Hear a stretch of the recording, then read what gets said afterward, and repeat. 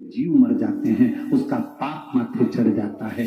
4 स्थान पर प्रत्येक मनुष्य से पाप होता है। गुरु गोरखनाथ जी ने उस स्त्री को देखा, उसको देखकर गुरु गोरखनाथ जी ने देखते से अपनी आंखों में जल भर लिए कि ये नारी जगत का कल्याण करने वाली, इसके गर्भ में जो संतान जन्म लेती है वो विश्व का कल्याण करती है, और इस नारी के पास में पाप भ्रमित हो रहा है।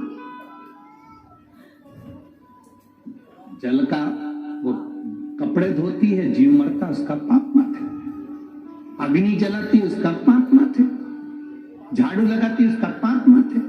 दिन भर चलती, उसका पाप माथे। चरण के नीचे जीव मर जाता। इस स्त्री का कल्याण कैसे हो सकता है? इस नारी का कल्याण कैसे हो सकता है?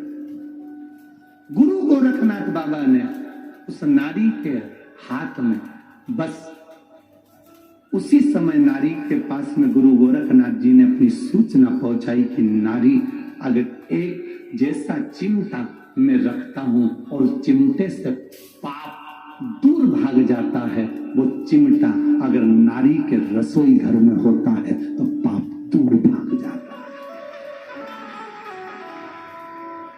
है। कितनी माताएं बैठी है जिनके घर में है रोटी, कई काम लेती हो ना, उसको कहां रखती हो? रसोई घर में, गैस के पास में रखा रहता, कहीं टंगा रहता, कहीं पास, जहां अग्नि है, जहां चूल्हा है, उसके पास में चिमटा।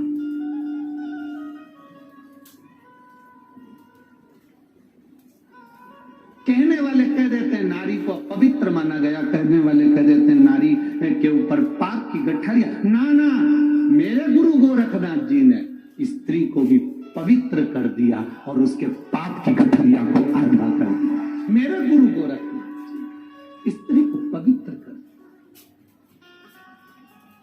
शिव के अवतार है गुरु गोरखनाथ, भगवान शंकर के अवतार। किसी का दुख, गुरु गोरखनाथ जी किसी के दुखी के दुख को देखकर स्वयं गोरखनाथ जी भी दुखी हो जाते और विचार करते रहते थे गुरु गोरखनाथ की, इसको सुख कैसे मिले, इसको सुख का अनुभव कैसे हो।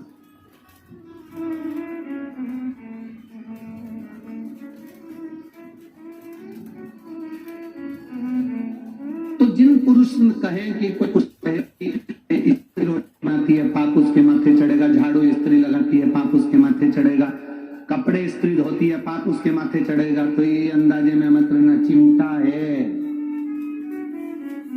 चिमटा। ऋषि, संत, साधु, नागा साधु, तपस्वी, साधक, उपासक, भजन करने वाले अपने हाथ में चिमटा रख ले। किसी ने पूछा स्त्री चिमटे से रोटी पकड़ती है, संत क्या पकड़ते? हम कहते हैं वो भगवान की भक्ति को पकड़कर जनमानस का कल्याण कर देते हैं।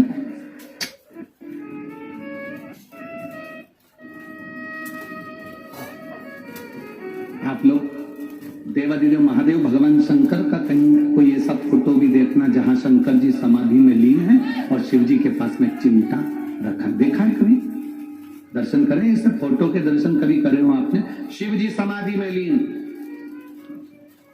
त्रिपुंडधारी त्रिशूलधारी समाधि में लीन है और उनके पास में चिमटा गड़ा हुआ।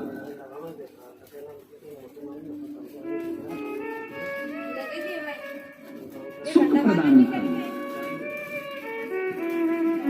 देवराज, तो यहां वर्णन चल रहा था कितना भी पाप मस्तक पर हो, एक बेलपत्र जब हम देव अधिदेव महादेव को समर्पित कर देते हैं, शिव जी को जल चढ़ाते हैं, जल जब शंकर भगवान पर चढ़ता है, बेलपत्र छुआ हुआ वो जल, शंकर भगवान पर चढ़ा हुआ जल, वो जब थोड़ा सा लेकर अपने ऊपर थोड़ा सा छींट लेते हैं या आचमन करते हैं, वो जल बेलपत्री के स्पर्श का होता है।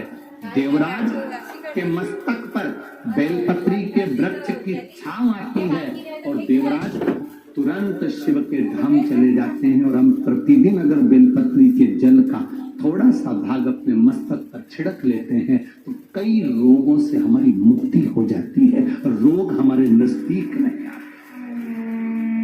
रोग हमारे करीब नहीं आते।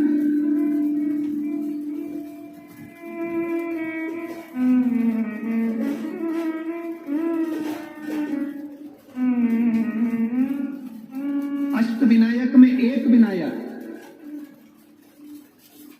सबसे प्रबल विनायक, अष्ट विनायक में सबसे प्रबल।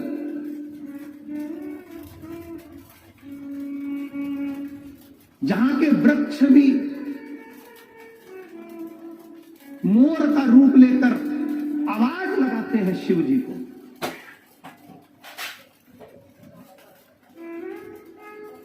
जहां की नदी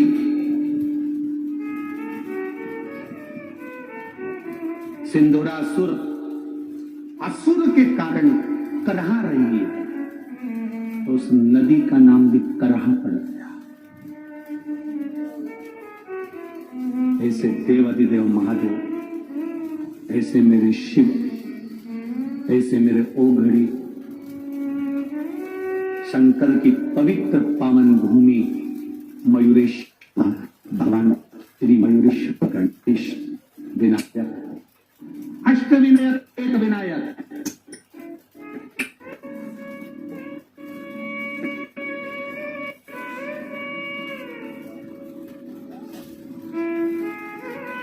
हजारों बेलपत्री के वृक्ष थे, हजारों बेलपत्री के वृक्ष मोरगांव के अंदर, हजारों।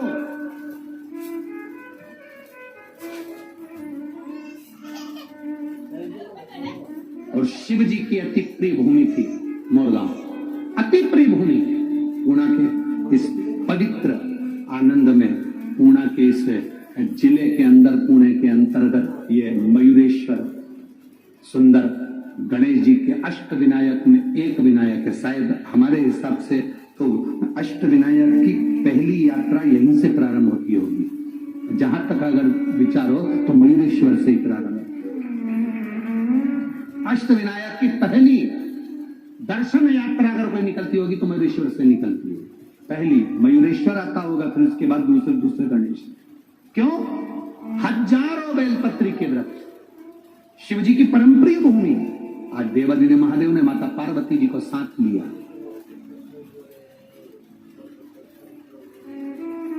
जिस समय पर देवराज के प्राण छूट गए, शंकर भगवान ने देवराज को नंदी पर बिठाया। नंदी पर बिठाकर भगवान शंकर देवराज को लेकर कैलाश धाम चले गए, तो पार्वती जी ने भगवान शिव जी से प्रश्न किया। भगवान शंकर से प्रश्न कर रही मां पार्वती, मां जगत जननी, मां जगदम्बा, बाबा ये देवराज तो महापापी था, इसने तो धन चुराया लोगों का, वैभव चुराया लोगों का। हम आपसे एक निवेदन करेंगे, आप जब भी कथा सुनने के लिए किसी पंडाल में जाओ, चाहे सियोर वाले महाराज के यहाँ कथा में आओ, चाहे किसी महाराज के यहाँ जाओ, चाहे भागवत सुनने जाओ, चाहे रामायण सुनने जाओ, चाहे शिव महापुराण की कथा सुनने के लिए जाओ, हम दूसरी पुराण से हम ये नहीं कहेंगे कि भागवत में या रामायण में तुम जेवर पहनकर जाओ कि ना जाओ, पर शिव महापुराण में कभी भी कथा सुनने आना तो सोने का कोई जेवर, कोई सोने का